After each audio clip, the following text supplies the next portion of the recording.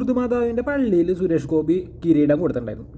എന്ത് കിരീടം ആവട്ടെ, ചെമ്പാവട്ടെ, സ്വർണ്ണമാവട്ടെ, വെള്ളിയാവട്ടെ, പ്ലാറ്റിനം ആവട്ടെ, എന്ത് മാങ്ങാത്തൊലിയെങ്കിലും ആവട്ടെ, ഫസ്റ്റ് അത് കൊടുത്ത സമയത്ത് ആർക്കും വലിയ പ്രശ്നങ്ങളും പരിപാടിയൊന്നും ഉണ്ടായിരുന്നില്ല. കുറേ പത്രക്കാരും കാര്യങ്ങളൊക്കെ കൊണ്ടുവന്നിട്ട്, അഥവാ ഈ ചാനലുകാരൊക്കെ കൊണ്ടുപോയിട്ട് റെക്കോർഡൊക്കെ ചെയ്തിട്ട് അത് ഭയങ്കരമായിട്ട് സെലിബ്രേറ്റ് ചെയ്ത ഒരു വിഷയമാണ്.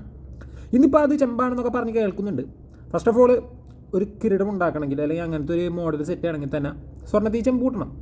ചെമ്പ് കൂട്ടാത്ത രീതിയിൽ അല്ലെങ്കിൽ ഈ പറയുന്നത് 24 ക്യാരറ്റ് ആണെങ്കിൽ അത് പൊട്ടിപ്പോകും. അപ്പോൾ 22 ക്യാരറ്റിൽ ഉണ്ടാക്കണമെന്നുണ്ടെങ്കിൽ ചെമ്പ് കൂട്ടണം. ഇനി അതിൽ കുറവ് അല്ലെങ്കിൽ ചെമ്പ് മാത്രമാണ് കൂടുതൽ, വെറുതെ സ്വർണ്ണം പൂച്ചകൾ മാത്രമാണെങ്കിൽ ചോദ്യം ചെയ്യാം.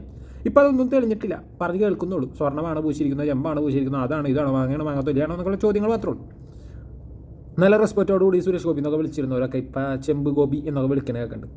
ആദ്യം സത്യാവസ്ഥ അറിയട്ടെ, എന്താണ് ചെമ്പാണോ സ്വർണ്ണമാണോ വെള്ളിയാണോ പ്ലാറ്റിനമാണോ എന്ന്.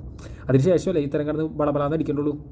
അല്ലാതെ ഇപ്പം ആ മനുഷ്യൻ ഒരുപാട് പേരെ സഹായിക്കുന്നുണ്ട്, എന്തുദ്ദേശത്തിലാണെങ്കിൽ പോലും ഒരുപാട് പേരെ സഹായിച്ചിട്ടുണ്ട്.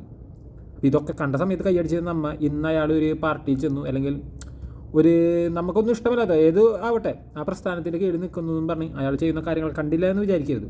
അത് വളരെ മോശമായ ഒരു പരിപാടിയല്ലേ. അല്ല, എൻ്റെ അഭിപ്രായം പറഞ്ഞു മാത്രമേ. നിങ്ങളുടെ അഭിപ്രായം നിങ്ങൾക്ക് പറയാം. Okay, by.